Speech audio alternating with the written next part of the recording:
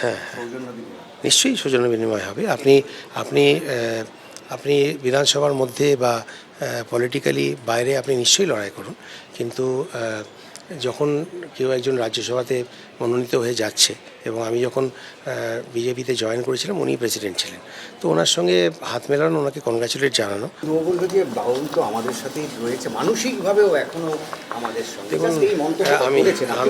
আমি সম্পূর্ণভাবে বলছি যে মানসিকভাবে ভেতর থেকে কোনোভাবেই আমার জীবনের মনের একটি ছোট 0.00% বিজেপির সঙ্গে নেই। আমি এখন আর পুরনো কথায় ফিরতে চাই না, বাট উনি যেটা বলেছেন সেটা সম্পূর্ণ মিথ্যে। আমি যখন ছেড়েছিলাম, যদি আমার কোনো ফিলিংস থাকতো তাহলে আমি ওদের টিকিটে জেতা এমপি পদটা আমি রেখে দিতাম, বাট সেটাও আমি ছেড়ে দিয়েছিলাম। কাজেই কোথাও মানে অ্যাজ আ বিরোধী পার্টি নিশ্চয়ই বিজেপি এক্সিস্ট করে, বাট কতটা এক্সিস্ট করে সেটা আপনার সামনেই দেখতে পাবেন।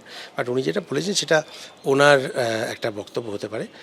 আমার দিক থেকে আমি বলছি 0.00%, 1%ও কোনো ভালোবাসা, আপনাকে যখন কেউ আঘাত দেয় তখন আমার মনে হয় যে মনের মধ্যে আমি আমি আমি কি বলবো, সেটা কোথাও না কোথাও আপনার মনে থেকে যায়। এবং আমি বিজেপির থেকে সুবিচার পাইনি, এবং আমার মনে হয়েছিল কনফিডেন্টলি আমি সাহসের সঙ্গে তার বিরুদ্ধে আমি দাঁড়িয়েছিলাম। আর তারপরে যা হচ্ছে আপনারা নিজেরাই দেখতে পাচ্ছেন।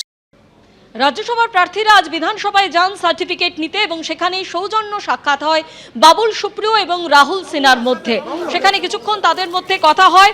রাহুল সিনহা তিনি দাবি করছেন বাবুল সুপ্রিয় এখনো অর্ধেক বিজেপি অর্ধেক তৃণমূল, বাবুলের সঙ্গে এখনো বিজেপি যোগাযোগ আছে দাবি করছেন রাহুল সিনহা। আর অন্যদিকে পাল্টা বাবুল সুপ্রিয় তিনি বলছেন যেদিন বিজেপি ছেড়েছি তারপর থেকে কোনো সম্পর্ক নেই।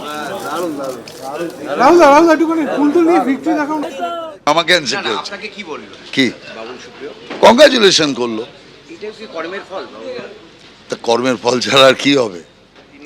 আমি তো পরিষ্কার বলেছি, অর্ধেক বিজেপি অর্ধেক তৃণমূল। তো যা বাবুল সুপ্রিয়, হ্যাঁ আমি তো বলেছি, কতবার প্রেসে বললাম। আজকে একদম মুখোমুখি দেখা হলো দুজনের। না, সৌজন্য তো থাকবেই। দেখুন, সৌজন্যকে তো হারিয়ে ফেললে চলবে না, কিন্তু ব্যাপার হচ্ছে মানে আমার যতটা মনে হাসি ততটা খুশি অবস্থা দেখিনি আর কি, এটা আমার মনে হয়েছে। উনি যেটা বলেছেন সেটা সম্পূর্ণ মিথ্যে। আমি যখন ছেড়েছিলাম, যদি আমার কোনো ফিলিংস থাকতো তাহলে আমি ওদের টিকিটে জেতা এমপি পদটা আমি রেখে দিতাম, বাট সেটাও আমি ছেড়ে দিয়েছিলাম। কাজেই কোথাও মানে অ্যাজ আ বিরোধী পার্টি নিশ্চয়ই বিজেপি এক্সিস্ট করে, বাট কতটা এক্সিস্ট করে সেটা আপনার সামনেই দেখতে পাবেন। বাট উনি যেটা বলেছেন সেটা ওনার একটা বক্তব্য হতে পারে।